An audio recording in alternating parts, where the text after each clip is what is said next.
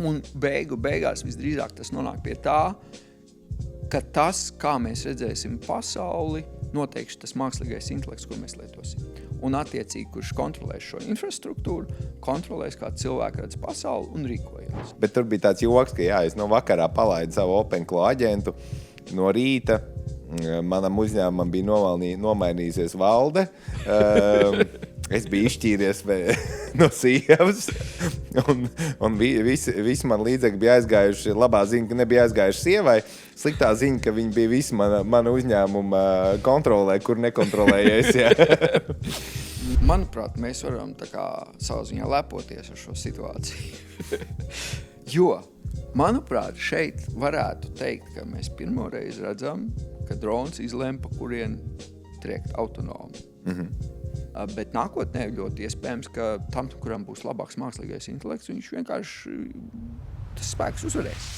Esiet sveicināti Pieturas digitalizācija klausītāji un skatītāji. Šoreiz mēs, ņemot vērā tādu pavisam nesen uzbužināto situāciju ar drošības jautājumiem un aizsardzības jautājumiem un tā, mēs šoreiz izlēmām paskatīties uz industriju vai virzienu, kurā mēs līdz šim neesam skatījušies. Ir viss kaut kas bijis, bet aizsardzība nē. Un izveidot pat divu epizožu tā kā sēriju. Un šī ir pirmā no tām. Un pie mums, attiecīgi, esmu uzaicinājis NATO strateģiskās komunikācijas izcilības centra direktoru Jāni Sārtu. Taču nākamā epizode būs ar vēl kādu ļoti svarīgu cilvēku šajā jomā. Un lai to nepalaistu garām, un lai mēs varētu arī turpināt citus interesantus viesus aicināt un piesaistīt, lūdzu piesakojiet, ielaikojiet un viss pārējās lietas izdariet tur, kur jūs Pietur digitalizāciju klausiet. Paldies jau iepriekš. Sveiks, Jāni! Sveiks! Paldies, ka ieradies uz tādu, neesam mēs ne Delfī, nekas cits prominents, bet interese mums ir. Un interesējamies mēs šajā podkāstā tieši par digitalizācijas pusi. Un es pieņemu, ka šī komunikācijas izcilības centra katrā ziņā viens no svarīgākajiem virzieniem droši vien ir par un ap digitālajiem kanāliem, bota fermām, dezinformāciju, deepfakeiem un visādām tādām lietām. Un par to arī šodien varbūt parunāsim, varbūt kaut kas jauns mums te iezīmējas publikai interesants. Un tā. Tāds man plāns šodien ir. Mēģināsim, skatīsies, kā sanāks. Ok. Tad iesildīsimies, kā viens cilvēks kļūst par NATO komunikācijas izcilības centra direktoru. Pirms šī es biju, jau tagad daudz apspriest, profesija aizsardzības ministrijas valsts sekretārs. Un bija toreiz, manuprāt, 12. gadā bija... Ja atceries, bija referendums par krievu valodu kā otro valodu. Un tas, principā, man bija tāds atklāsme, ka krievi ir uzbūvējuši ļoti spēcīgu un jaudīgu propagandas sistēmu, kas strādā ne tikai Krievijā, bet arī citur, ka, principā, no nulles jautājuma līdz veselam, pirmās politiskās darba kārtības jautājumam, principā pāris nedēļu laikā ieslēdzot tos resursus, viņi varēja panākt. Mēs visi gājām iet un balsot referendumā, ka latviešu valoda ir vienīgā valsts valoda. Un tas man deva to vielu pārdomām, ka ir nepieciešams kaut kas, kas dod iespēju mums cīnīties pret to. Līdz ar to, un, protams, sākām runāt ar mūsu NATO partneriem, likās, jūs no mēnesi esat nokrituši, ja? Kas tas tāds? Un rādās vēl otra problēma, ka viņi nesaprot to, ka tā ir arvien lielāka problēma. Un līdz ar to vajadzēja atrast veidu, kā būvēt kaut ko, kas palīdzētu gan mums to visu sapratni veidot un arī rīkus kā ar to rīkoties, bet arī tiem pārējiem NATO sabiedrotiem tā kā, pastāstīt. Lūk, un tad mēs sākām būvēt to ideju. Un vienā mirklē es sapratu, tas ir tik interesanti, ka man tas laikam vairāk interesē nekā būt valsts sekretāram. Un tā es arī pārcēlos un joprojām esmu tur. Un kādi ir tie galvenie, jo mums nav tādu daudz Eiropas Savienības vai NATO līmeņa kaut kādu organizāciju, kas būtu, kam Latvijā būtu mājas. Un tas tāds, man liekas, nozīmīgs sasniegums ir. Un kāda ir tā jūsu, kā organizācijas uzdevumi tādā kopējā NATO plaknē?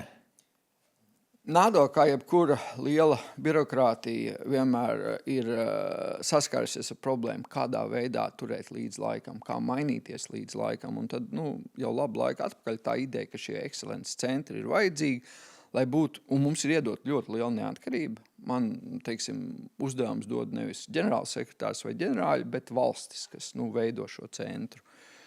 Un mēs varam eksperimentēt, mēs varam testēt lietas, ko citādi būtu grūti šai birokrātijai izdarīt.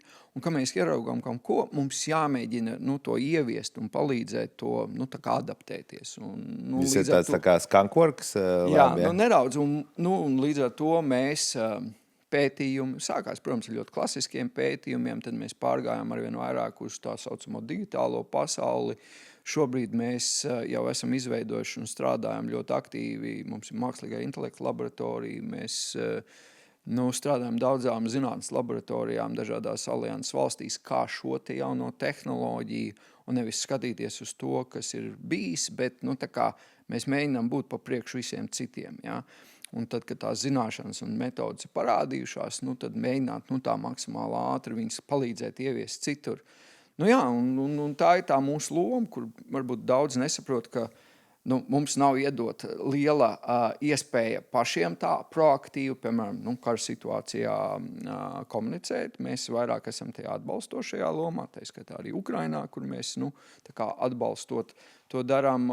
Bet, darbs ir, jāsaka, ļoti interesants. Tīpaši pēdējie 10 gadi šajā jomā bijuši ļoti strauji. Un tad filozofiski uz to paskatoties, ka mēs arī šajā podkāstā un vispār tur proponējam, ka digitalizācija, progress un viss tā, bet no tāda strateģiskā un risku menedžmenta viedokļa, nezinu, kurā brīdī digitalizācija gan tādā lielā bildē, gan arī, kaut vai mēs tikko pieskārāmies pirms epizodes, cik man ir ķīniešu rūteri mājās, tā jau arī ir digitalizācija un tie saistītie riski. Un, nezinu, kā tu filozofiski uz to skaties, ko vadis, kur mēs ejam ar to visu digitalizāciju un kurā brīdī tas kļūst par vairāk risku nekā iespēju. Es pēc sākotnējās izglītības esmu vēsturnieks, līdz ar to tā perspektīva man vienmēr kaut kur ir klātesoša, kā tas gājis. Man liekas, viena lieta ir skaidra, ka stāvēt un mēģināt bloķēt zinātnisku un citu attīstību ir, principā neiespējami. Ja vien nenotiek pilnīgs sabiedrību sabrukums, kā notika Romas impērijas beigu laikā un pāris vēlreiz, Līdz ar to tā ideja, ka mēs varēsim apstāties kaut kādā mirklī, manuprāt, nav vēstures datos, tā teikt, neapstiprinās. Kas noteikti vēl viens faktors, šobrīd mēs ieejam ļoti nestabilā ģeopolitiskā periodā, kur šī sacensība, īpaši ASV, Ķīna, būs ļoti izteikti, kas vēl jau vairāk, tāpat kodolbumbu radīšanu, mēs nevarēsim tā baigi apzināti apstāties. Tas virziens ir viens uz priekšu. Un tagad neērtais iespraudums. Mēs cītīgi, daži cītīgāk kā citi, daži mazāk cītīgi, bet mēs cītīgi strādājam, lai aicinātu interesantus viesus un cerams, ka nestu vērtīgu informāciju un atziņas saviem klausītājiem. Tādēļ mums ļoti, ļoti noderētu, ja tu mums piesakotu vienalga, kur tu mūs klausies. Facebook, YouTube, Spotify, Apple podcasts, vienalga, kur tu ceri ieraudzīt nākamo šī podkāsta epizodi, piesako mums un cerams, ka tas aiznesīs mūsu nākamo epizodi arī kādam citam. Paldies! Un tad būs jācer, jo, protams, otra lieta, kā vēsturnieks pateikšu, ka šobrīd ar to mākslīgo intelektu, kur viņš dodās, šādu tehnoloģiju mēs neesam. Mēs parasti esam, tādu izteikti rīku tehnoloģijas radījuši, ja? Un šis, ne šobrīd, bet ar to, tā teikt, dinamiku ir ar pretenziju, ienākt tajā, tā teiksim, kognitīvo spēju jomā. Savā ziņā viņš nedaudz ir, bet viņš būs daudz vairāk, ja? Tas.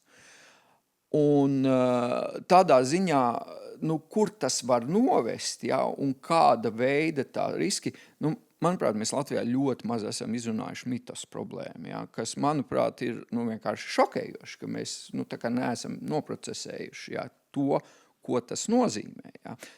Priekš skatītājiem Anthropic jau gandrīz pirms mēneša palaida jaunu modeli Mitos, kurš bija būvēts, lai veicinātu to kodu rakstīšanu maksimāli, bet izrādījās, viņš ir lielisks dažādu sistēmu, tātad datorprogrammu ievainojamību atrašanā. Un kā izrādījās daudzās programmās, ko mēs uzskatījām pilnīgi drošas, tur ir čup par ievainojamībām. Ja? Un mums, principā, visa pasaule ir šobrīd uz to.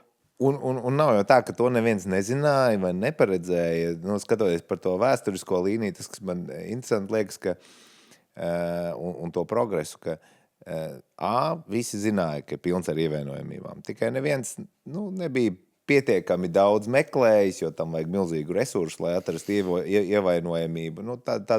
To pašu BSD, viņi ir ļoti daudz testējuši, jā, viņš ir open source, bet tā sarežģītība ir tik milzīga, ka nevar visu cilvēks ir sevišķi izdomāt, notestēt, apskatīties. Kas interesanti, ka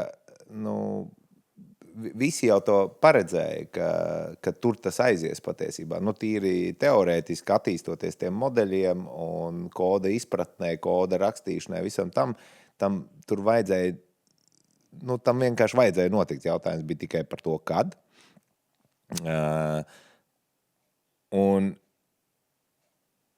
Un tajā pašā laikā, jā, vienalga to turpināja attīstīt, to turpina darīt, jo tas progress ir neapstādināms un tas ir, pa lielam arms race, jā. Tas ir tā kā, kurš vienkārši pirmais to izdarīs, jo kāds to izdarīs tā vai tā.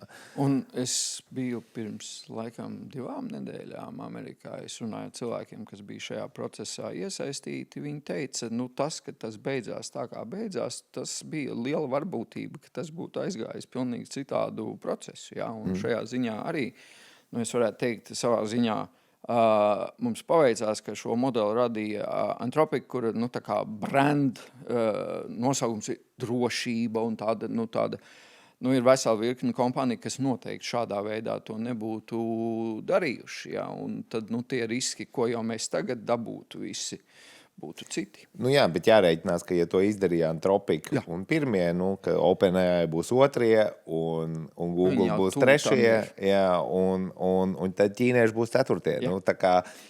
Bet te ir interesanta problēma, ko es arī tikko ar Eiropas parlamentāriešiem runāju. Jā, tagad ASV sasaukuši top 40 kompānijas, tur arī Federal Reserve pasaukt, lai tā kā izmantot šo, lai nodrošinātu to savu sistēmu drošību. Cik daudz Eiropas kompānijas tur ir? Neviena. Ko tas nozīmē mums Latvijā? Ja, ka visi produkti, kas ir uz teiksim, Eiropas software balstīti, ja, mēs visdrīzāk būs sākumā amerikāņiem pilnībā pieejami un, ja nepieciešams, izmantojami. Un tiešām pēc kāda gada droši vien Ķīnai. Tā ir tā mūsu nākotnes perspektīva šobrīd. Viņi ir diezgan skarbi, jā. Bet, un tāpēc es saku, es esmu pārsteigts, ka mēs par to nerunājam. Nemaz nerunājam par to, ka pirms kāda laika ASV nosauca Anthropic, neviens, kurš izmanto Anthropic, nevarēs dabūt aizsardzības departamenta kontraktus, ja? Atnāca Mitos. un uzreiz pēkšņi Anthropic ir ļoti laba kompānija, J.D. Vance, tā teikt, uz viņiem ļoti atsaucās. Un tas nozīmē, ka šāda kompānija kļūst, nu, teiksim, pat ar tādu ietekmi, ka ietekmīgākā valsts pasaulē, ASV, dabūna ļoti rēķināties ar viņiem. Tas arī to balansu varā maina. Un tev ir kā vēsturniekam zināms vēl piemērs, kad vispār, nu, es esmu milzīgs limuzīņu Jāņnakts krāsā fans, un līdz ar to es ļoti gribētu, lai es varētu teikt, ka man kā vēsturniekam... Kā pateikt, ka tu esi latviets, nesakot, ka tu esi latviets. Nu, lūk, bet jā, kā tev kā vēsturniekam, nu, kad ir bijusi pēdējā tehnoloģija, kura ir bijusi privātā sektora rokās, bet kuru valsts sektors būtībā ir,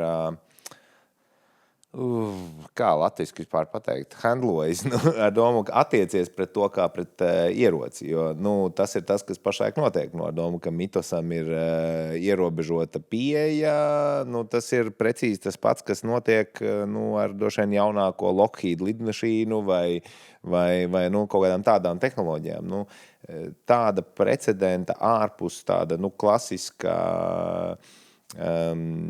darpas kaut kādas tur R&D radīta produkta, kas tam ir radīts, ja, nu, man liekas, ka tāda precedenta nav bijis īsti.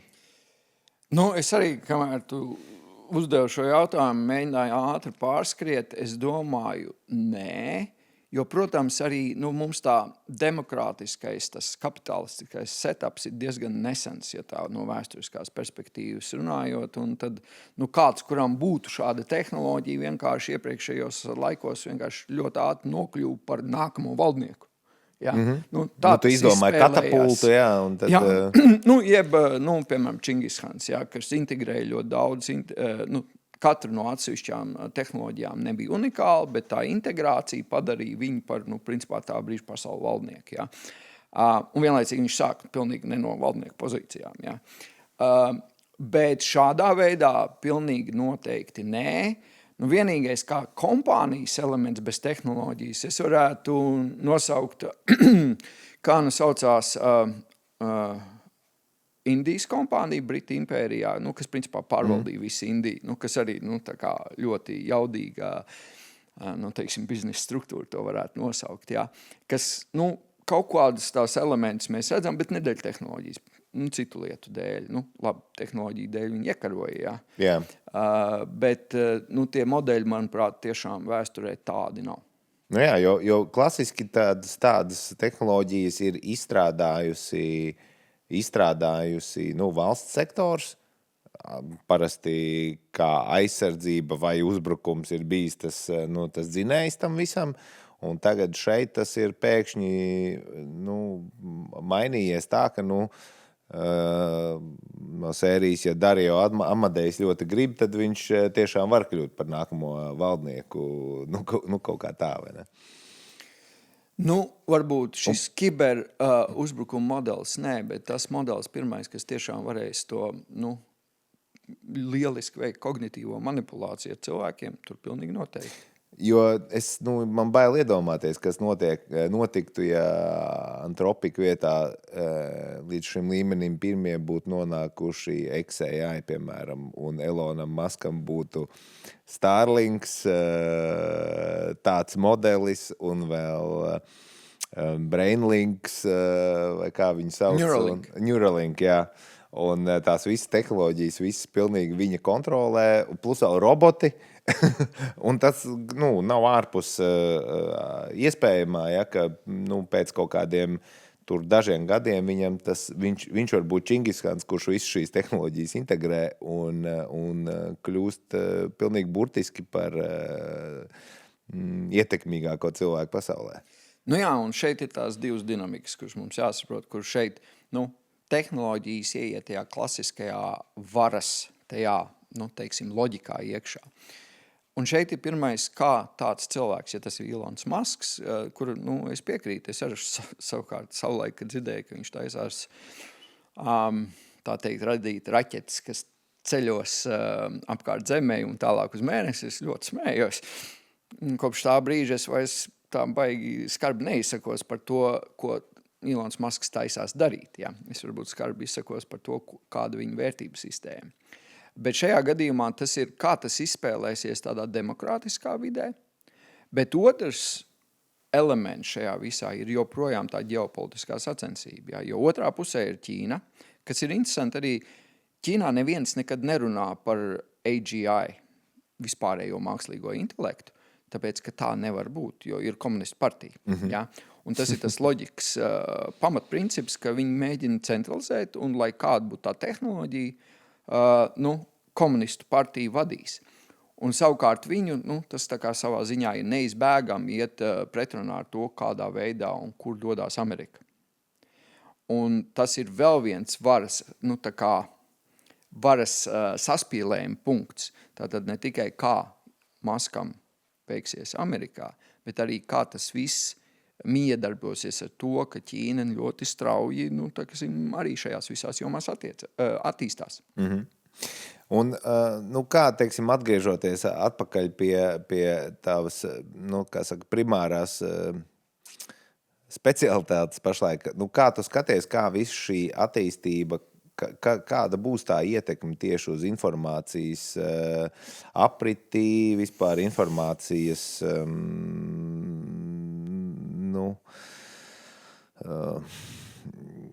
karu, visu to vidi, kurā mēs atrodamies. Ja?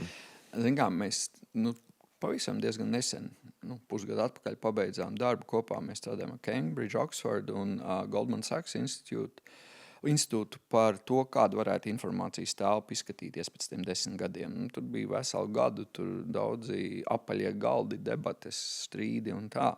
Bet nonācām pie kaut kāda skatījuma. Nezinu, vai tas patiks. Pirmā ziņa, ka visdrīzāk sociālie tīkli, kādi viņi ir, viņi pazudīs. Un tas, manuprāt, ir diezgan skaidri, ka viņi nepaliks, kas varbūt daudziem liktos ļoti laba ziņa. Protams, tas notiks tāpēc, ka mākslīgais intelekts pārņems lielu daļu no tās veida un formu, kā mēs uzņemam informāciju.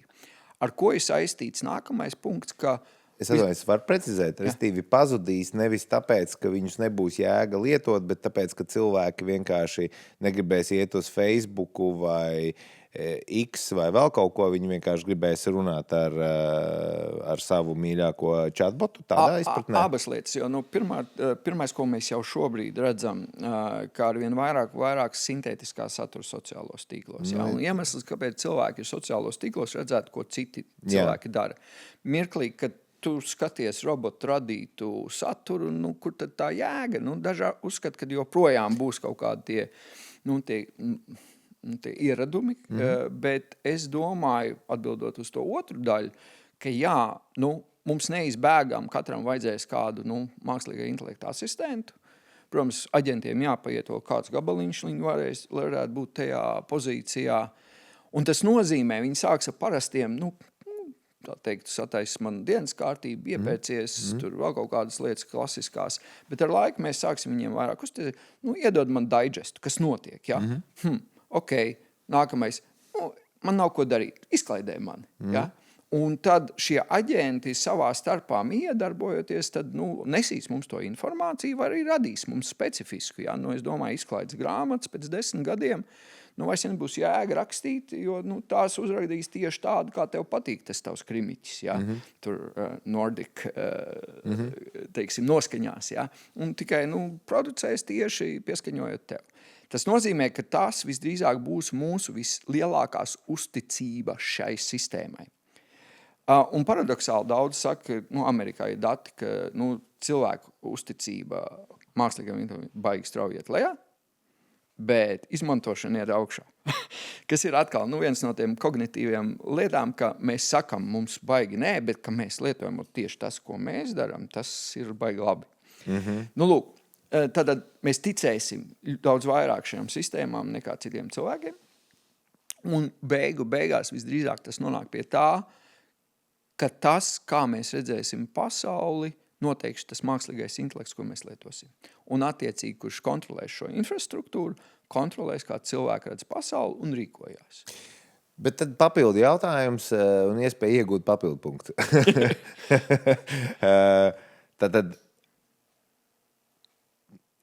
tad sanāk, bet kaut kādā mērā, teiksim, nezinu, Zuckerbergs vai tur Masks vai Dorsijs pirms tam, viņi jau lielā mērā arī ietekmēja to, kā cilvēki redz pasauli caur to, ko viņi parādīja ar algoritmu, ko viņi neparādīja ar algoritmu un tam līdzīgi. Tad jau tādā ziņā īstenībā nekas daudz nemainās, mainās tikai tie, kuri ietekmē. Sociālie tīkli ir tomēr kaut kas tāds, ko tu, protams, viņi ir pieredumi izraisoši un tā tālāk, tas jau viss skaidrs zināms un pierādīts.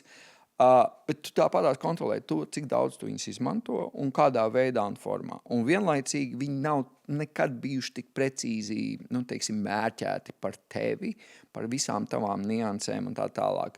Salīdzinot ar to, ko varēs individualizēts mākslīgais intelekts. Un šo mēs esam arī, testējuši, jā, piekrīt. Tie dati, ko tu vari iegūt, var ļoti, ļoti spēcīgi ietekmēt, kā cilvēks redz pasauli un tā.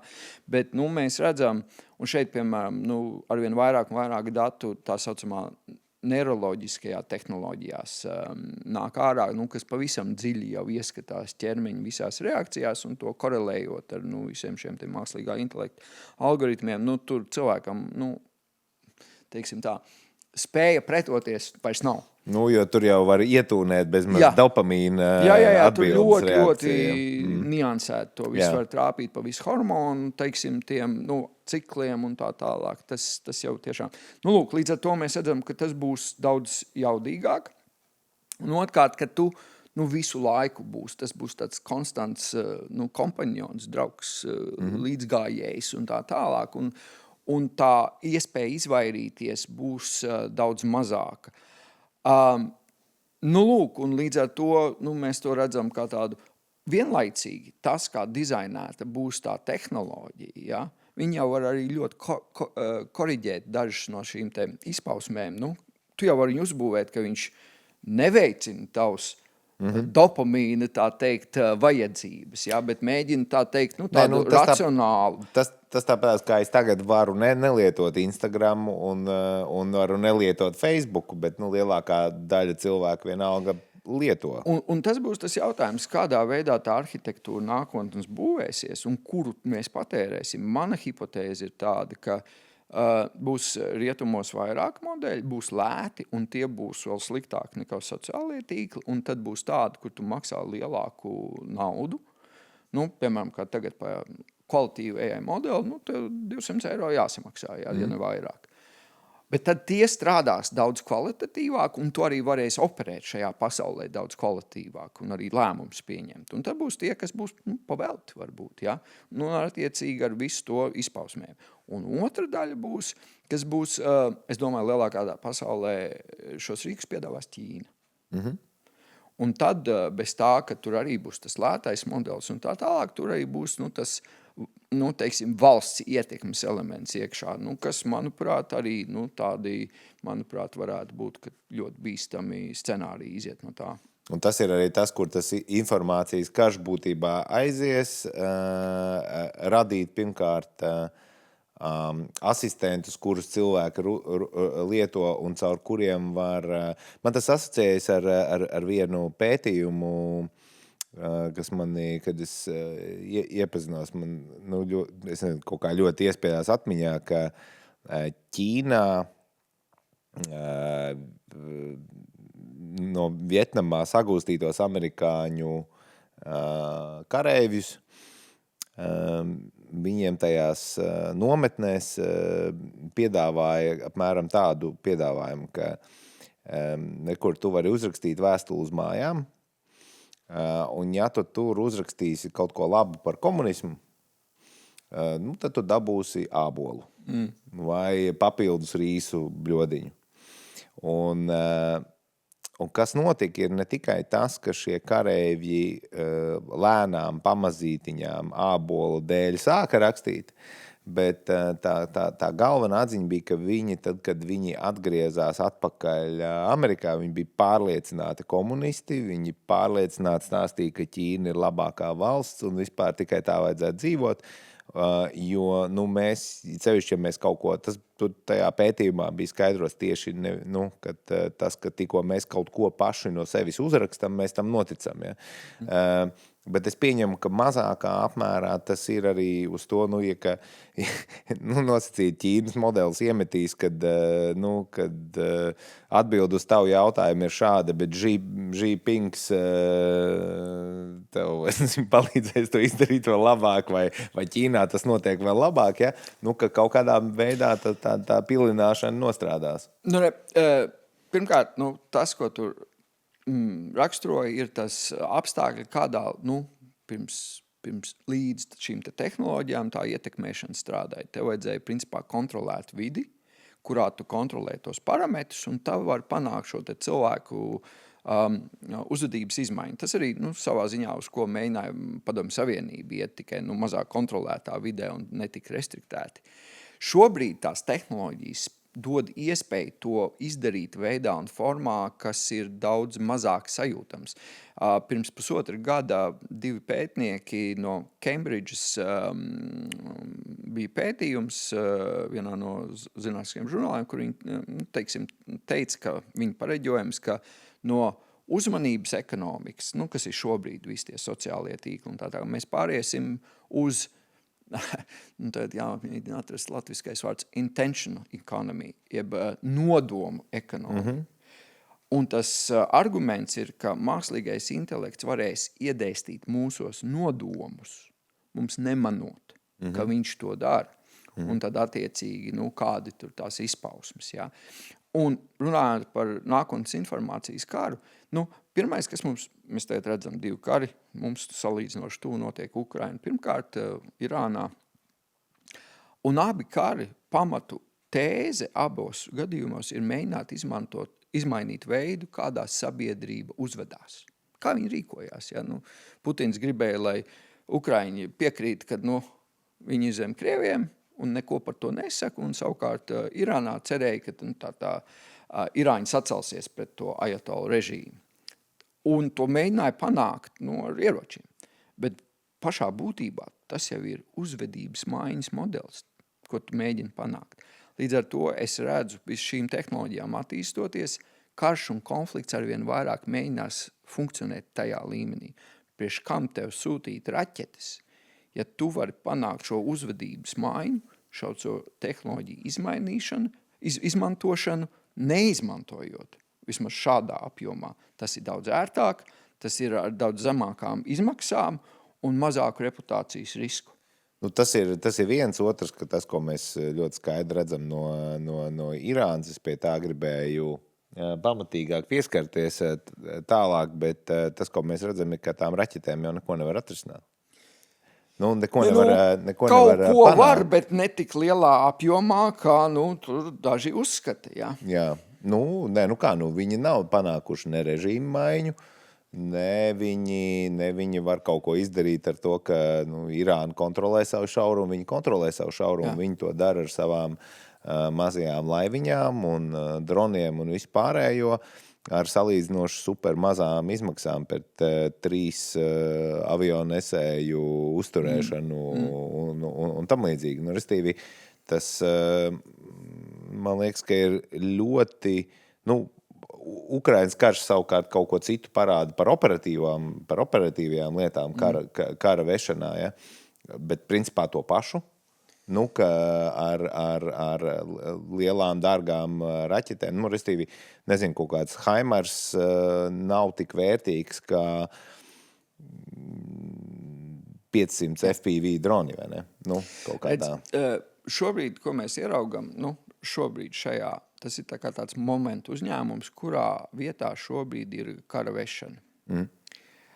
Bet tas, kas ir, manuprāt, tas lielais punkts šajā visā, ka tas strauji attīstās. Ja? Piemēram, mēs labi zinām Ukrainu, 6 nedēļu inovāciju cikls frontē.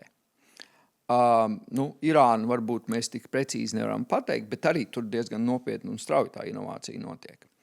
Un ārpus tā, ka šie droni un autonomās sistēmas savā ziņā ir demokratizējuši tā kā vājākā spēlētāja iespējas, no otras puses nedrīkst aizmirst, gan Venecuēlas operācija, gan Irānas operācijas sākums nodemonstrēja, kas notiek, kad tu integrē mākslīgā intelekta spējas komandu vadībā un lēmumu pieņemšanā un to visu.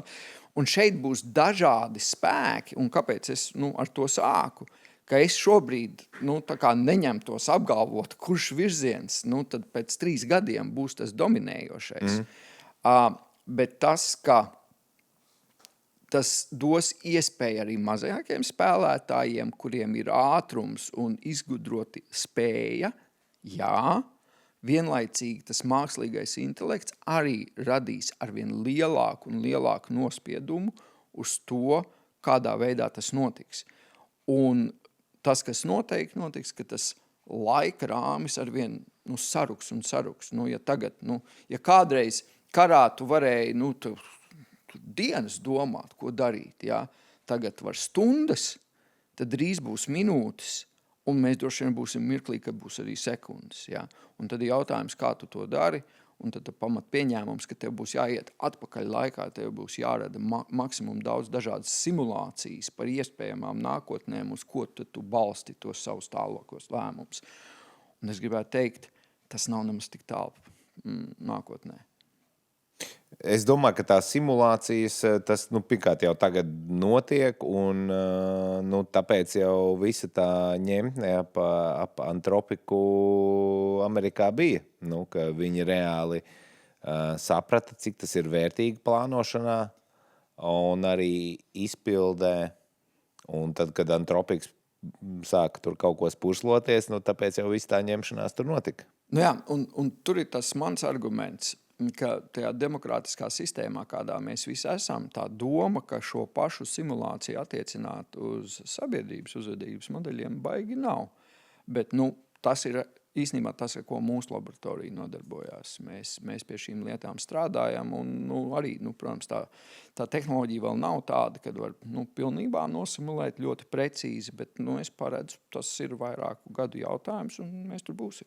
Labi, un tad atgriežoties pie tā informācijas kara, man patīk tā, nevis patīk, bet, teiksim tā, es sekoju līdzi pagaidām, ja, tad ir dažādi modeļi no dažādiem spēlētājiem, jā, lētie, tieši tāpat kā tagad, tu vai klausies, tā ļoti banalizējot, klausies Spotify ar reklāmām vai bez reklāmām, tad tev ir vai tur tev ir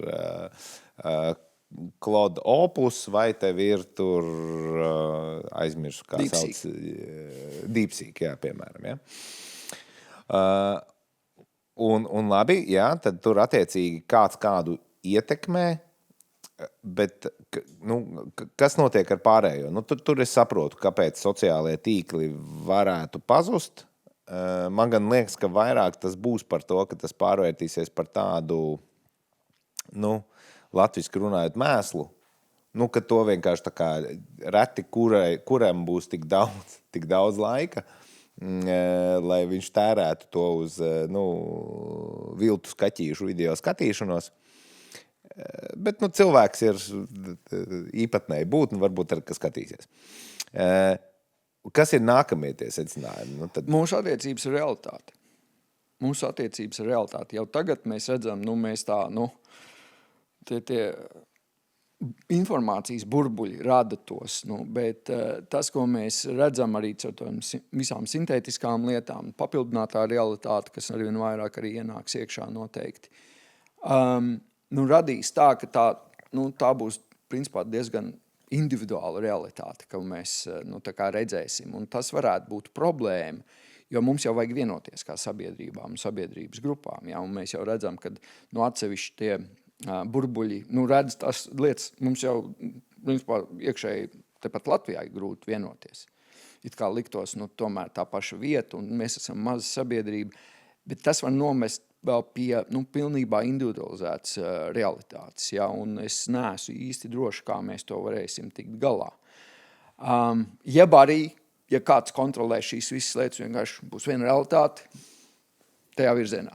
Vai attiecīgi nevis viena realitāte, bet DeepSeek realitāte, Anthropic realitāte, OpenAI realitāte. Es gribētu cerēt, ka būs modeļi, kas dos iespēju, vairāk veidot to klasisko, humānisma principos balstītu to miedarbību ar realitāti. Un tad būs tādi, kas mēģinās, teiksim, izmantot komercnolūkos, to iespēju radīt mums tādu realitāti, kādu tas arhitektūras īpašnieks grib. Vai arī ideoloģijas iemeslu dēļ radīt tās realitātes. Bet tas, ka mēs dzīvojam fiziskā vidē un mums tā, angliski sakot, defaultā, jau a priori būs jau šī ir viss mūsu kopīgā realitāte, tas arvien mazāk paliks un pazudīs savā ziņā. Jā, jo tas jau tagad ir redzams tur ar to, nezinu, cik kaut kādas kļūst noteicošas un populāras tur sazvērstības teorijas, piemēram, tas jau primāri ir tāpēc, ka, ja es noskatos vienu video par plakano zemi, man parādās nākamie 4, ja es tos noskatos, tad es kaut kādā brīdī esmu plakanās zemes tur virzienā aizgājis algoritmam. Un ja es esmu cilvēks, kurš, teiksim, mazāk kritiski domā, tad nav brīnums, ka es tam sāku ticēt, un tad es sazinos tur ar citiem ticētājiem, un tad mums ir sava kopējā realitāte, un veidojas tas burbulis. Un šeit, man liekas, ka tas tā kā saliekot pretī ar tiem gadījumiem, kad tur cilvēki tur uztais pašnāvības vai kādu noslapkavo vai vēl kaut ko, tāpēc, ka šķietami pēc tiem pētījumiem skatoties, tur vienkārši ir, principā noticis, tā skatos kopējo biltajā vienā mākslīgā intelekta aģenta pavedienā ir gļuks noticis pa lielam, ja? Jo viņš ir kaut kā ar to cilvēku runājot aizgājis līdz tam aizspirālējies, ka viņam vajadzētu taisīt pašnāvību, un tas ir šķietami viens no miljards pavedieniem, ja? Bet ar to konkrēto cilvēku tajā viņa individuālajā realitātē un attiecībās ar to aģentu tas aizspirālē līdz dramatiskam rezultātam. Vai tas ir tīri gļuks, jeb tas ir sekas tam, un šis ir specifiski problēma ar ChatGPT, ka viņš tiek veidots kā tāds ļoti izpalīdzīgs. Un, es tev vēl varu palīdzēt tā. Un tanī mirklī, kad viņam nenostrādā tas drošinātājs, tad tas, es arī skaties vairākus tos pētījumus, kā tas reāli notika, kad aizvedu un pastāstīju, kā pakārties, visefektīvāk. Kad šis te, palīdzošais elements, kas iebūvēts jau tajā modelī, tas principā, es domāju, un manuprāt, vismaz vienā vai 2 no gadījumiem tie secinājumi, tie cilvēki nebūtu izdarījuši pašnāvības bez šiem te. Bet, un tas ir atkal pie arhitektūras problēmām, ko viņas var radīt. Bet tas ved man pie 2 citiem nākotnes lietām. Tas ir tas, kas mums jārēķinās, kas jau tagad notiek. Tie dati par to, cik daudziem cilvēkiem mākslīgais intelekts ir draugs vai draudzene, taiskaitā romantiskā ziņā, ir vienkārši šokējoši. Es pēdējais redzēju Austrijā datu 10%. No visa, nevis jaunieši. Visi draugi, bez romantiskā, ja, un atsevišķās tur grupās skatos tīneidžeriem, tā, arī ļoti. Un otrs, datu indēšana. Un datu indēšana, lai panāktu, dažādas lietas. Bet es domāju, šobrīd vismaz es pieņemu, ka tas turpināsies tā datu indēšana, lai panāktu tas pretējais modelis, ja modelis, ko tu nekontrolē, dara to, ko tu gribi. Savukārt, no otras puses, piemēram, no patērētāja, ja aizsargājušās puses, tu atkal varbūt kaut ko dari ar saviem datiem, tā kā izsmērē viņus, lai tie, kas visu laiku skanē un mēģina izvilkt kaut ko par tevi, viņiem visu laiku būtu, un es domāju, šī tā kā joma arī strauji augs. Kaut kādi kā personīgie rīki, kā... Es domāju, būs personīgie rīki, būs tā kā priekš search engine optimization vietā būs tie datu manipulācijas rīki, lai likt tiem lieliem modeļiem tur zināmos apstākļos rīkoties savādāk, bet tas ir tas, ko mēs redzam, es domāju, 2-3 gadu, viņš jau tagad notiek, jā. Bet viņš pieņemsies spēkā pēc 10 gadiem, kā tas iztīsies, es neprognozēšu, kaut gan skaidrs, ka tas būs principā sintētiskos datos balstīts lielākā daļa no tām, bet es domāju, ka šie virzieni paliks. Nē, ka man arī tā likās, ka tie ir tie divi galvenie tieši šī informācijas kara virzieni. Tad dabūt to kontrolētās vides un cilvēkus piesaistīt tur, tas būtu to lēto modeļu jautājums. Un otrs ir, panākt to, ka tas otrs modelis, noindeksē tavu informāciju, un sāk runāt to, ko tu gribi. Un man liekas, ka tā rezultātā, turpinot tur par to jūsu pētījumu, labi, sociālie tīkli pazudīs, bet man ir tāda sajūta, ka kaut kādā mērā pazudīs vispār internets, ja? Vai šo World Wide Web, kā mēs viņu pazīstam. Mēs te sadarbojamies ar vienu ņujorkā dzīvojošu future strategist, domā par nākotnes tehnoloģijām. Tas viņas pieņēmums ir, ka internetu vietā būs aģentu sistēmas, kur katra galā būs neobligāti cilvēks, bet kaut kāds, lielums, organizācija, cilvēks un tā tālāk. Un tad tas internets būs principā visu tā aģentu tīklu, un daudz no viņiem būs varbūt nesaistīti ar to, kas ir, end user. Bet būs kā apkalpos to visu ekosistēmu un tā tālāk, bet ka tas ir tā nākotnes infrastruktūra. Es teiktu, ka uzņēmumam nebūs, mājaslapa, viņam būs savs aģents, kurš kaut kur pieteiksies ar kādu... Un viņam vajadzēs miedarboties ar citiem aģentiem, viņam vajadzēs panākt, ka tas nākamais aģents paņem to, ko tu gribi, un attiecīgi tā būs tā infrastruktūra. Tas, ko principā Google jau sāk būvēt ar A2A protokolu un tam līdzīgi. Un tas attiecīgi būs gan e-komercijā, gan pakalpojumu atklāšanā, gan pakalpojumu un produktu patērēšanā. Vienīgais, kas šobrīd, tā, manuprāt, realistiski trūkst, izņemot skaitļošanas jautājumu un tā tālāk, ir tā aģentu konsekvence. Mēs visi zinām, ka strādā ar tām lietām, ka vienā mirklī viņi tā kā noplīst no tās savas trajektorijas. Tātad, tur droši vien aģenta atmiņas uzlabošana vēl kaut kāda, bet es domāju, 1-2 gadi, gan jau tas būs. Jau pašlaik tur, es pats nelietoju ChatGPT, bet cik es saprotu, viņam ir, integrācija ar Spotify, lai attiecīgi es varu gan savu playlisti dabūt, gan viņš zina, ko es klausos, gan attiecīgi viņš var man uztaisīt manu playlisti vai vienkārši spēlēt pēc sava algoritmu un tam līdzīgi, restīvi, ka es varu patērēt Spotify saturu, vispār nelietojot Spotify. Un tas pats varētu būt ar, ja mēs runājam par kaut kādu tur uzņēmēju, kurš nodarbojas sevišķi ar digitālo saturu, bet ne tikai arī pārdod vienkārši preces vai pakalpojumus, kad tas ir tas, kā cilvēki viņus atklās, kā uzzinās par viņu produktiem un kā beigās arī par viņiem samaksās. Un šie te lielie spēlētāji mākslīgā intelekta kļūst par tādiem marketplaceiem, principā Amazonēm nākotnes. Jā, tur ir jautājums. Es, piemēram, nesen biju Tamperes mākslīgā intelekta laboratorijā, un tur viņi baigi strādā uz to, kā veidot to, ka tu vari dabūt savu mākslīgā intelekta pilnībā savā kontrolē. Tagad tie mazie modelīši ir, bet viņi tur riktīgi halucinē, viņi ir turp šurp riktīgi.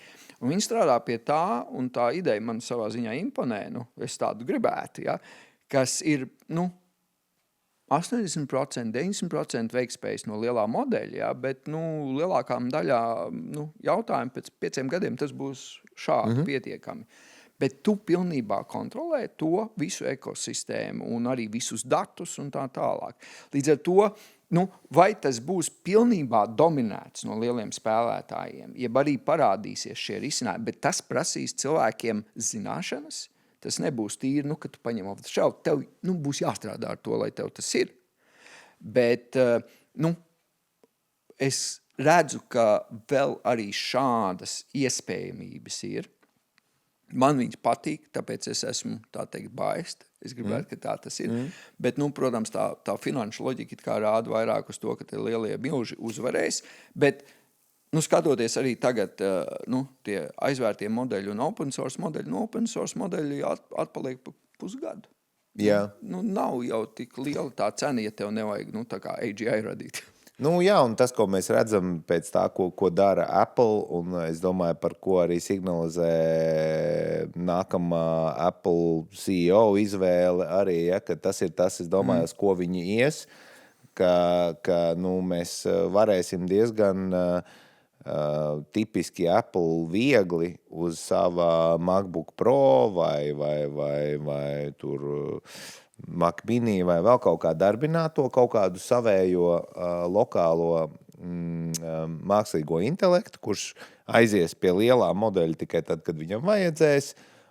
Un tas neizslēdz to, ka ja Xiaomi darbinās paralēli savai mājaslapai pagaidām, bet pēc tam mājaslapa vienkārši vairs nebūs vajadzīga, vai internetu veikals darbinās savējo aģentu, kurš būs kaut kur pieteicies Apple Marketplace'ā. Ja, pieteicies, ka ir tāds aģents, viņš var piedāvāt šādu te produktu pakalpojumu, informāciju, vēl kaut ko, ka tas mans lokāli darbojošais aģents zinās, ka viņam tur jāaiziet, jāpaprasa. Būtībā tas ir tas pats, kas tagad notiek ar iPhone un App Store un appiem, vienkārši ļoti automatizētā starp aģentu līmenī. Un vēl viena liela starpība. Mēs šo visu darām cilvēka tajā laika dinamikā. Jā? Mēs guļam, mēs ēdam, mums ir ģimenes. Mums paņem laiku parunāties, saprast viens otru. No aģentiem šīs te īpašības mainīsies, jā, un līdz ar to tas ir atkal tas tempa jautājums, un tur kā tas izspēlējās, tas būs atkal interesanti. Man ļoti patika joks, kad bija tas OpenClaw hypes. Man Zintī lamās, es šeit tik ļoti angliski, bet es nemāku latviskāk. Bet, kad tas bija tajā pašā pīķī, un kad parādījās viss tās interesantās lietas, kā OpenClaw aģentu baznīca un viss tas, bet tur bija tāds joks, ka es no vakarā palaidu savu OpenClaw aģentu, no rīta manam uzņēmumam bija nomainījusies valde, es biju izšķīries no sievas, un visi man līdzekļi bija aizgājuši, labā ziņa, ka nebija aizgājuši sievai, sliktā ziņa, ka viņi bija visi mana uzņēmuma kontrolē, kur nekontrolējies. Jā, tas ir par to, ka ir laiks, kurā tu vari sākt tos uzdevumus. Man savukārt atkal, man tas bija tāds, man liekas, februārī es to ieraudzīju, ir tā Rent Your Human, AI, kur cilvēki, un man liekas, tā ir kaut 800,000 cilvēki, kuri piedāvā savus pakalpojumus mākslīgā intelekta aģentiem, izdarīt lietas, ko vajag fiziskā pasaulē izdarīt, un kur aģentam ir uzdots šo te darbību veikt. Tas relatīvi, cik daudz ir reāli dabūjuši pildīt šos te uzdevumus, nav nemaz tik daudz, bet vienkārši tā doma, ka tagad cilvēki gatavi izīrēt savus, teiksim tā, primātu spējas mākslīgā intelekta nākotnes aģentiem, jeb esošiem aģentiem, tas jau ir tāds, manuprāt, nedaudz ieskicēt to nākotni, kur mēs ejam. Un tas vēl pie tam arī ir tikai pagaidu jautājums, jo par to tehnoloģiju attīstību, tas, kas ir interesanti tā no malas skatīties, ka it kā paralēli, bet ir acīm redzams skaidrs, tāpat kā par mitosu bija acīm redzams skaidrs, kur tas nonāks, ir acīm redzams skaidrs, ka filma iRobot bija ļoti tuvu patiesībai. Jā. Jo roboti tiek taisīti, paralēli mākslīgais intelekts attīstās, kaut kad tas konverģēs kopā, un mūsu primāta spējas nevienam vairāk nebūs vajadzīgas. Jā, un tas, kas ir svarīgi, pirmkārt tas, ka gan arī visas laboratorijas strādā šobrīd izteikti uz pasaules modeļiem, paralēli tiem modeļiem, ko viņi tagad attīst, jo tas ir tas trūkstošais viņu prāt elements. Un otrkārt, Amerikā katrā Teslas veikalā ieejot, tev jau tur Optimus stāv un gaida. Tieši tā, jā. Viņam tikai viss nav salikts kopā. Bet, es domāju, šis ir tas, kurp visdrīzāk tas ies, un šīs lietas saies kopā, jautājums ir pa laika rāmi, un tām izmaksām, un varētu izrādīties, ka kādu laiku vēl tas cilvēku darbs ir lētāks nekā viss tā tehnoloģija, bet vienā mirklī, protams, tas mainīsies. Jā. Bet aizejot no tās globālās bildes uz lokālo bildi, un arī tev kā bijušajam aizsardzības ministrijas valsts sekretāram, kā mēs te Latvijā? Arī skatoties kopā ar mūsu, manuprāt, absolūto nevarību, trešo reizi ielidojot droniem, pat nezināt, kur viņi ir un tam līdzīgi. Un tas ir tāds sīkums. Tie droni ir tikai tāds, kas saka, blip on the radar. Man liekas, ka vispār diezgan bailīgi. Bet, zin kā, runājam par tehnoloģijām, droniem, manuprāt, mēs varam tā kā savā ziņā lepoties ar šo situāciju. Jo, manuprāt, šeit varētu teikt, ka mēs pirmo reizi redzam, ka drons izlēma, pa kurien triekt autonomi. Jo, visdrīzāk tas, kas notika, viņš bija ieprogrammēts uz konkrētiem mērķiem, konkrētā vietā. Vietā viņš nonāca pilnīgi kaut kur citur, bet informācija, kas bija ielikt, bija. Un tas bija tā bija programma, kas izlēma, ka Rēzeknes naftas glabāšanas vietne ir tā vieta. Ja? Šajā ziņā runājot par to automatizētie ieroči, mēs savā ziņā esam garām tam mirklim, kad cilvēks joprojām lem, pa ko trāpīs. Nē, tev kā vēsturniekam tas ir interesanti, jo varbūt, ka tas nokļūs vēstures anālēs.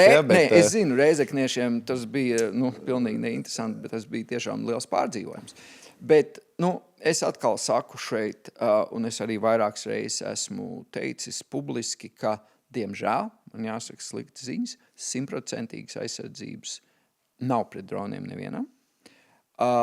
Mēs varam labāk, bet tas, ka tā ir tā tehnoloģiskā sacensība, un Ukrainā 6 nedēļas ir tas inovāciju cikls. Mēs klasiskā miera laikā, gadu laikā mēs kaut ko pamainām, jau ir daudz. Līdz ar to tie riski, un tas savā ziņā arī iezīmē, kamēr tu neesi krīzē un karā, tu šo tempu, mēs neesam tās institūcijas tādas radījuši. Ja? Un, atkal, tas nav mierinājums cilvēkiem Latgalē, bet tieši tāpat problēma ir visām valstīm. Ja? Tā izskaitā Somijai, ko mēs uzskatām par militāri ļoti jaudīgu salīdzinošu Eiropas valsti. Bet kas mums būtu jādara? Manuprāt, man tiešām patīk tas, es nezinu, vai jūs sekojat vai nē, bet bijušais digitalizācijas ministrs ir kļuvis par Ukrainas aizsardzības ministru. Un viņš ievieš šos te principus arī aizsardzības sistēmā. Viņiem principā ir tā kā tāds Amazonas droniem. Vienībām, ja, kur viņiem ir tā kill per drone ratio, nogalinājumi iepretim vienam dronam, un jo vairāk un augstāk tev tā efektivitāte tiek izmērīta, jo vairāk tev punkti, jo vairāk tu vari pasūtīt un tā tālāk, un tu vari tādā mirklī, kad liela daļa vienības sāk pasūtīt konkrētu tipu dronus, tad tie aiziet uz lieliem iepirkumu sistēmām. Ja? Mēs redzam šo veidu, kā tu vari šo te tehnoloģisko pasauli integrēt. Un savā ziņā, ja kādreiz DARPA bija tā, kas vilka to inovāciju uz priekšu, savā ziņā šobrīd tā ir tā tehnoloģija un startup vides pieeja, kas ir jātulko uz to, kādā veidā mēs realizējam militāru operāciju. Tas ir viens. Otrs, karš, kā mēs runājam, vairs nebūs tā kā fronte un viss. Karš ietekmēs protams, mēs jau zinām, ja, kognitīvo telpu, to mēs zinām, visas jomas. Un līdz ar to šeit atpakaļ pie tā, ka es uzskatu par mākslīgo intelektu, mums jābūt kaut kādām suverēnām spējām mākslīgā intelektā. Ja? Mums jāsaprot, ka Latvijai nevajag būt tajā pašā priekšpusē, bet kaut kādiem kritiskiem datiem, kritiskām lemtspējām un tā tālāk mums jābalstās tajās sistēmās, kas ir šeit uz vietas, jeb arī kaut kā droši izvietotas, bet ir autonomas. Un ja mēs šobrīd to nesākam būvēt, protams, tā efekts šobrīd būtu salīdzinoši netik liels, bet pēc 5 gadiem tas būtu svarīgi, jo mums tā datu bāze, uz ko mēs strādājam, viņi nav izmētāti un ne katram ir pieejami. Mēs spējam tieši mūsu vidē, mūsu vietā vislabāk kvalitīvākus lēmumus pieņemt. Un nākamais, ka mums ir šī spēja integrēt visās dažādās vietās un vietas, kur, piemēram, tā miedarbība starp cilvēkiem šobrīd, kā mēs redzējām, nebija tā izcilākā. Tas jau viss ir automatizācijā pakļaujams, ja? Tu vari to realizēt. Jautājums, protams, cik lielā mērā tu ieliec to cilvēku tajā apritē. Bet šīs vietas ir, kur tu vari tiešām strādāt. Man prieks, es saprotu, ka ir dažas no tām lielām tehnoloģiju aizsardzības kompānijām, ar ko tagad aizsardzības sistēma strādā. Bet, atkal, mazām valstīm šis arī ir iespējas laiks. Tikai jābūt inovatīviem, jādomā ārpus rāmjiem. Un tas bija mans nākamais jautājums. Jautājums, vai mums esot tiešā tuvumā Ukrainai, tieši saprotot, kas tur notiek, tieši kaut kādā mērā izjūtot to, kas tur notiek, vajadzētu, bet tajā pašā laikā esot drošībā. Vajadzētu būt, ka mums īstenībā ir ļoti liels potenciāls tur kaut kādam eksportam un restīvi paņem to pozitīvo, to inovāciju vidi un gaisotni un tā, un lai radītu tos produktus, lai viņus, mēs to it kā daram, jā, mēs testējam mūsu dronus Ukrainā un tam līdzīgi, bet jautājums, vai latvieši tātad bez uguns zem dibena, ja, vai un varbūt tāpēc ir labi, ka mums tie droni ielidoja, varbūt, ka tas pakurinās nedaudz, ja? Bet jo teorētiski vajadzētu būt, ka mēs varam ļoti daudz iegūt no tā kā esot drošībā, bet tajā pašā laikā esot blakus tam karstajam punktam, saprotot viņu valodu, viņu mentalitāti, viņu problēmu, ielikt tajā viņu dronu Amazonē, piemēram, iekšā un tam līdzīgi. Pēdējie 30 gadu vēsturiskie dati rāda, ka mēs klasiski noejam bezdibeņu malā, un tad pēkšņi mēs varam kalnus gāzt. Un es nesaprotu, kāpēc to mēs nevaram izdarīt ātrāk. Bet, tā kā glāze puspilna, pustukša, varam jau mēs izdarīt lietas, bet kaut kā mēs novelkam līdz pēdējiem. Tas ir pirmais. Otrais attiecībā uz Ukrainu. Ir divas lietas. Pirmais, mūsu konteksts un sajūta, ka tas mums ir kaut kas ļoti tuvu. Es, piemēram, salīdzinu, Latvijas kompānijas ar dažu, ASV startupu pieeju, dažādu risinājumu došanai Ukrainai. Un arī, runājot par šiem Ukraiņiem, gan frontē, gan citur. Daudzi ASV startupi, piemēram, aizsūta sistēmu, lai viņi var pateikt investoriem, mēs esam Ukrainā. Nav informācijas apmaiņas, ne uzlabojumi, nekā tur nav. Bet valuācija iet uz augšu. Latvijas uzņēmumi klasiski ir ļoti integrēti un miedarbībā ar tām vienībām, kur tie droni ir izlikti un attiecīgi to liek iekšā atpakaļ savās sistēmās un tā. Viņi ļoti labi saprot. Blakus ir Ukraiņu produkti, viņi tipiski lētāki, tur ir apjoms cits un tā tālāk. Bet ir tās nišas, kurā mēs varam, manuprāt, ļoti labi darboties. Un, protams, tā mūsu, ka mēs esam Latvijā, Eiropas Savienībā, NATO, tas iedod tādu priekšroku savā ziņā un vieglāku arī pieeja dažādiem, varbūt, investīciju instrumentiem un tā tālāk. Tā ir mūsu iespēja. Par problēmām, ir, ka, kā mēs kā valsts funkcionējam. Mēs joprojām funkcionējam ļoti, tā kā miera režīmā, ļoti lēni, daudz runāts par birokrātiskām procesiem un tā tālāk. Šādā veidā tu nevari izdarīt to, ko dara Ukraiņa. Viņi to visu ir atmetuši. Ja? Un mums jāsaprot, mēs esam tam gatavi vai neesam. Ja? Un šeit ir jāskatās, kā mums tās lietas ies, bet pie esošās normatīvās bāzes un pieejam, man liekas, to Ukraiņu pieejam mēs pat īsti nevaram. Mums fundamentāli jāmaina veids, kā mēs to daram. Un jāakceptē, ka tur būs mazāk caurspīdīguma, tur jāakceptē, ka tur tieši tā, ja kaut kādu, piemēram, dronu visi sāk ņemt, tad tas nozīmē, ka mēs uzskatām, tas ir, kur jāiet, nevis tur kaut kādas citas procedūras, ko mēs klasiski piemērojam iepirkumos un tā tālāk. Vai mēs uz to esam gatavi?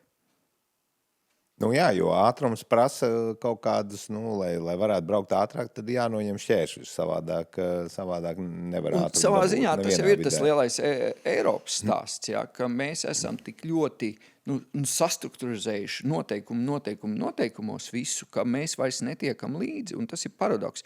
Es braucu uz Silīcija ielai, es teiktu 25 līdz 30% cilvēku, ko es tur runāju, ir eiropieši, jā. DeepMind, Eiropa, jā. Liela daļa Pīters Stīls, eiropietis, jā. Palantirs, eiropiešu vadi, jā. Bet tas nenotiek Eiropā, jā. Un, manuprāt, tur ir, protams, arī citi faktori, tur riska apetīti un tā tālāk un tā joprojām. Bet viena liela daļa ir tie noteikumi. Un to var, tā teikt, labā laikā to tā var atļauties, tas ir jauki. Bet, vētrā. Un par vētru runājot, vai kā viņai sagatavoja, es nezinu, no tāda strateģiskā punkta, mēs te pieskārāmies, ja, par ko vajadzētu domāt uz nākotni vērstam uzņēmējiem, ja, par agent realitāti un tā, bet tā varbūt piezemētāk un praktiskāk kaut kādi, ir tev kaut kādi, vadmotīvi, par ko uzņēmējiem vajadzētu domāt digitalizācijas ziņā. Viens būtu par šo, par ko tu pieskāries arī valsts līmenī, es domāju par to domāt, kur ir tavi dati, cik tu viņus kontrolē, labi, kāda ir tur kiberdrošība attiecīgi, tas jau gandrīz tā pats par sevi, ja? Bet kaut kas vēl? Es domāju, tas ir pirmā lieta, ko es visiem iesaku, ir sekot līdzi visām izmaiņām, maksimāli saprotot, kas notiek. Jo tas slavenais teiciens, nākotne jau ir atnākusi, tikai viņi nav vienādi sadalīti. Ja? Un biznesā arvien vairāk un vairāk tas, kurš saprot, kas nāk, ir tas, kuram ir priekšroka. Labā ziņa Latvijas uzņēmējiem tavs ģeogrāfiskā vieta un tava, tā kā lielums vairs nav tik liels faktors, kā bija kādreiz. Ja? Līdz ar to tev ir iespēja iegūt tos jaunos iespējas veidos, bet tev jāzina, kas ir jaunais iespējams. Ja? Tas ir pirmais. Otrais, zinu, jūs arī podkastos esat runājuši par to, ko ar to AI darīt. Tā būs lieta, ar ko tev nākotnē visiem mums būs jādzīvo. Un jo ātrāk un labāk un kvalitatīvāk tu varēsi ar to iedarboties, ja? Jo labāk. Mums ir, mēs reiz gadā taisām kurs mākslīgais intelekts priekš strateģiskiem komunikatoriem. Mēs katru gadu dabūjam pilnībā visu saturu pārtaisīt, principā, jā. Cik strauji tās maiņas notiek, jā. Bet tas nozīmē, ja tu būsi pusgadu nokavējis, pēkšņi varbūt tavs, konkurētspējas elements kaut kāds būs izkritis. Vēl viena lieta. Atnāk jauns, mēs mitos ieraudzījām, būs nākamie tādi. Un kā katru reizi, vesela biznesa ekosistēma var vienkārši tikt noslaucīt no zemes, ja? Kas atkal, tā kā sekojam, bišķiņ pastamies, ko varētu prognozēt. Kā jau mēs runājam, dažas no šīm lietām var prognozēt, ja? Un domājam, kā mēs pozicionējamies, kā mēs ērti to izvietojam. Un otra lieta būs pretējais efekts, ja? Tur, kur aizies viss ļoti digitalizēti, būs nišas, kur tu varēsi aiziet pilnīgi fiziskā, ļoti personificētā un tā tālāk.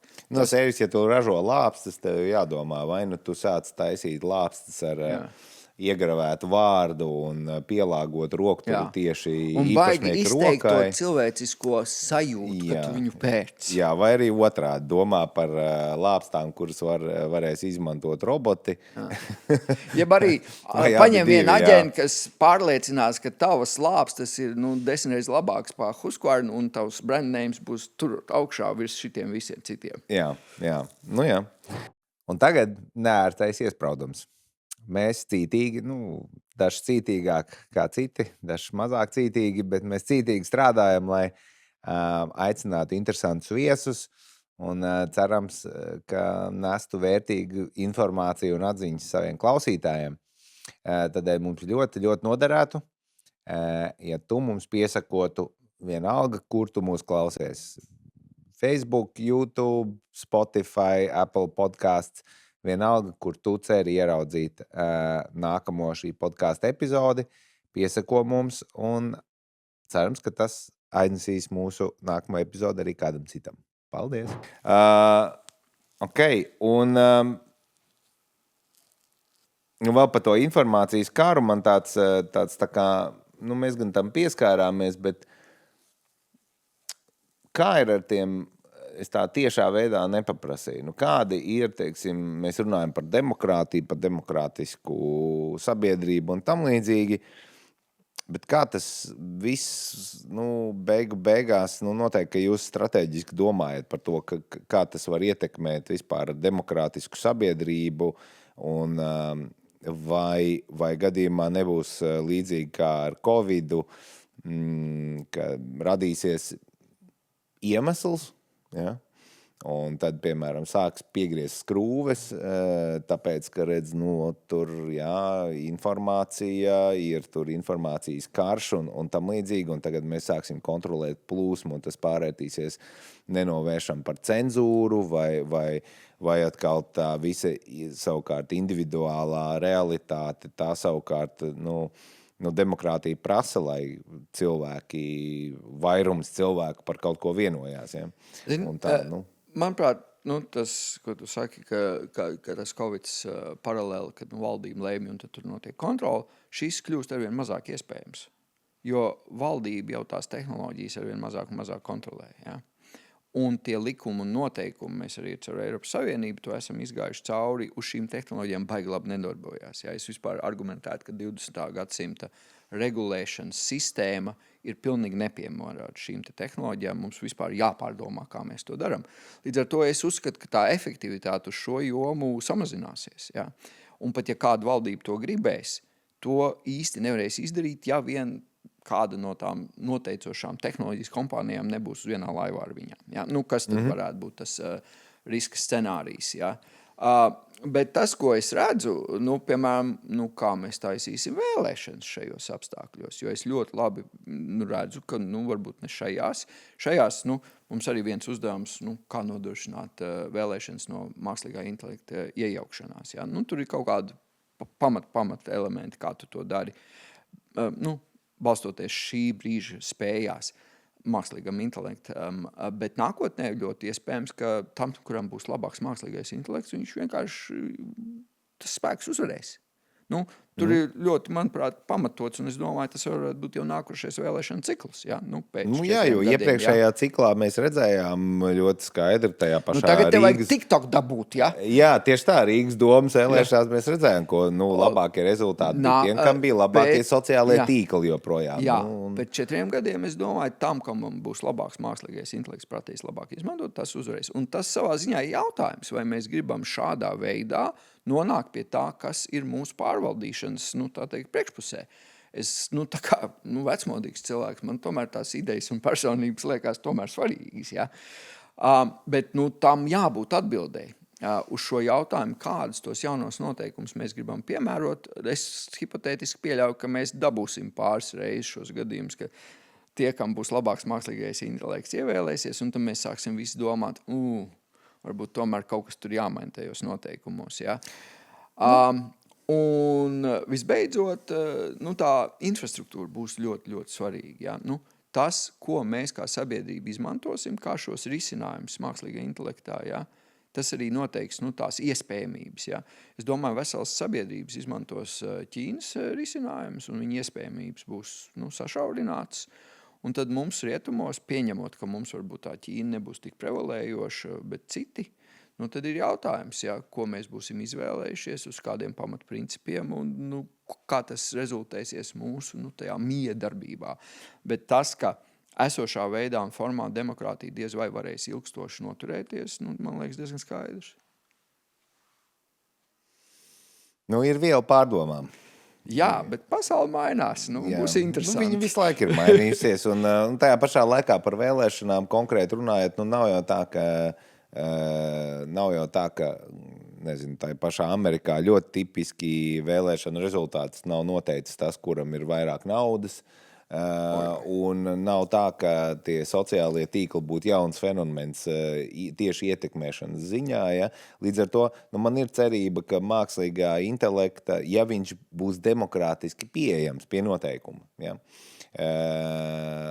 Tad tas, kurš izmanto viņu labāk un uzvar, man liekas, ka tas patiesībā ir godīgi. Bet tur ir tas mans punkts, ka atšķirībā no sociāliem tīkliem un citām esošām tehnoloģijām, datu izmantošana, tur kā ASV vēlēšanās tas viss strādā, mēs te visi Eiropā esam tādā bērnu autiņos.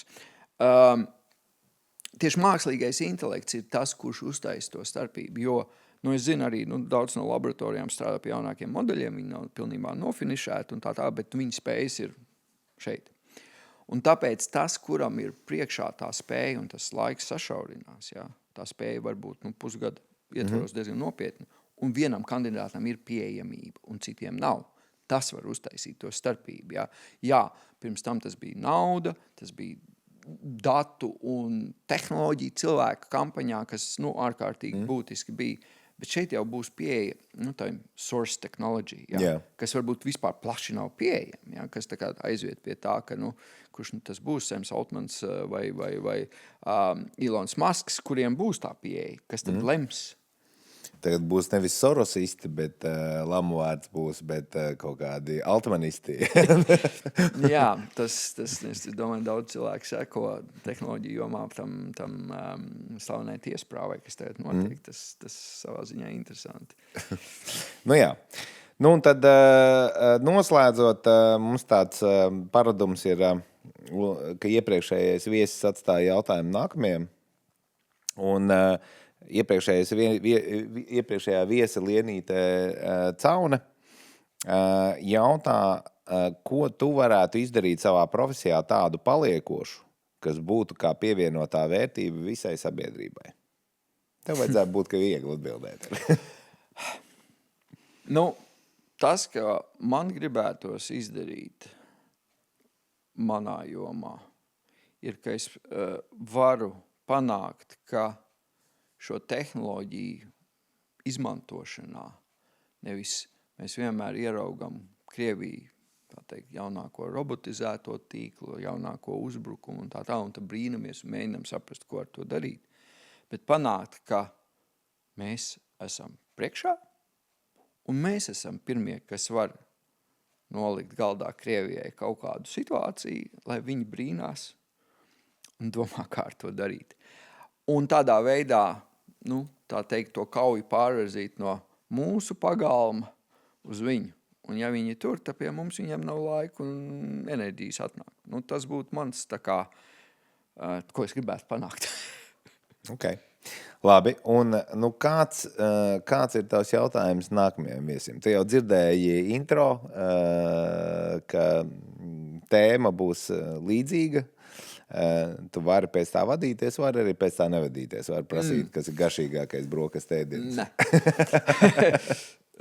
Kaut arī, protams, tas varētu būt interesanti. Es brokastu neēdu, tāpēc man liekas, kas tas par jautājumu. Es gribētu jautāt, pēc 10 gadiem, kura tehnoloģija būs pamattehnoloģija, kas noteiks, kas uzvar karā? Ļoti labs jautājums. Labi. Paldies, Jāni. Cerams, ka tev bija interesanti, man bija interesanti. Cerams, ka klausītājiem bija interesanti. Un, paldies par veltīto laiku. Paldies par sarunu. Šī ir Pietura digitalizācija. Viss par un ap digitalizāciju biznesā, dažādās industrijās un nozarēs. Ja negribi palaist garām arī turpmākās epizodes, piesako mums visās populārākajās straumēšanas vietās. YouTube, Spotify, Apple Podcast un gan jau, ka vēl kaut kur citur. Paldies un tiekamies nākamajā epizodē.